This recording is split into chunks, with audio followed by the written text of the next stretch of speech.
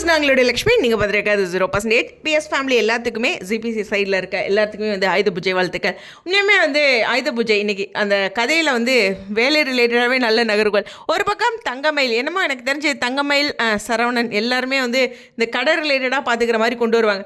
ஒரு சில இடங்களில் பார்த்திங்கன்னா நம்ம கடை ஒரு சோடா கூட குடிக்காம நான்லாம் ரொம்ப டயர்டாகிற பாட்டி தாங்க. இந்த சோடா பன்னீர் அதெல்லாம் அடிக்கடி குடிக்கிற ஒரு ஆள் தான். டயர்ட் ஆயிடுச்சுன்னு சொல்கிறேன் அது மாதிரி. ஸோ இருந்தாலும் நம்ம கடைன்ட்டு சிலர் வந்து ரொம்ப தண்ணி கூட குடிக்காதவங்களும் இருக்காங்க. பட் எனக்கு அது ரொம்ப பெருசாக தெரில.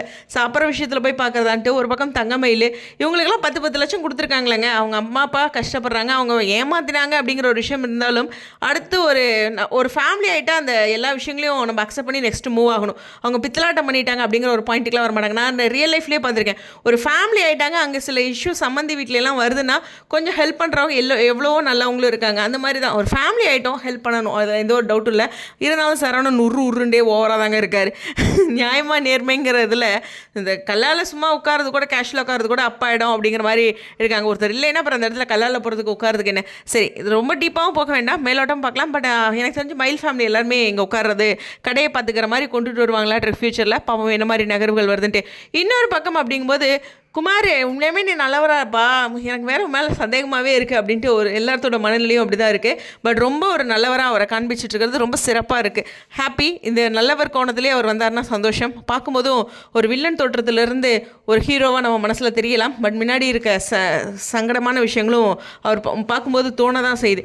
இருந்தாலும் இந்த பக்கம் கதிர்ராஜ் ரொம்ப பியூட்டிஃபுல்லான ட்ராக். கரெக்டு தான். ஒரு ஃப்ரெண்டு சிகரெட் பக்கத்தில் நின்று குடித்தாலும் அது எப்படின்னு வாயில் வைக்கணும்னு தோணிடுச்சுனாவே கதை முடிஞ்சு போச்சுல்ல. ஸோ அந்த மாதிரி தான். ஸோ இங்கே ராஜியோட கண்டிப்பு சூப்பரான விஷயம். ஒருத்தர் லைட்டாக அந்த மாதிரி சந்தோஷப்படுறாங்களே, அது சூப்பரானது. என்னப்பா கார் ஓட்டும்போது இப்படி ஒரு பக்குன்னு ஆயிடுச்சு அப்படின்னு நானும் நினச்சிட்டு இருந்தேன்.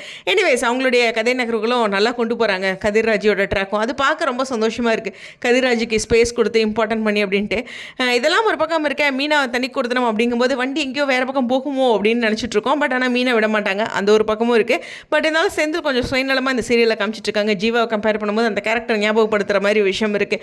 ஸோ பல சுவாரஸ்யமான விஷயங்கள் இருந்தாலும் குமாருடைய மாற்றமும் கதிர்ராஜியோட ட்ராக்லேயும் போது பிஎஸ் ஒரு புத்துணர்வு பெற்றிருக்கு அப்படிங்கிறது நிச்சயமாக கவனிக்கக்கூடிய ஒரு விஷயம். ஸோ இந்த வீடியோ பற்றி உங்களுடைய கருத்துக்கள் மீண்டும் எல்லாருக்கும் ஆயுத பூஜை வாழ்த்துக்கள்.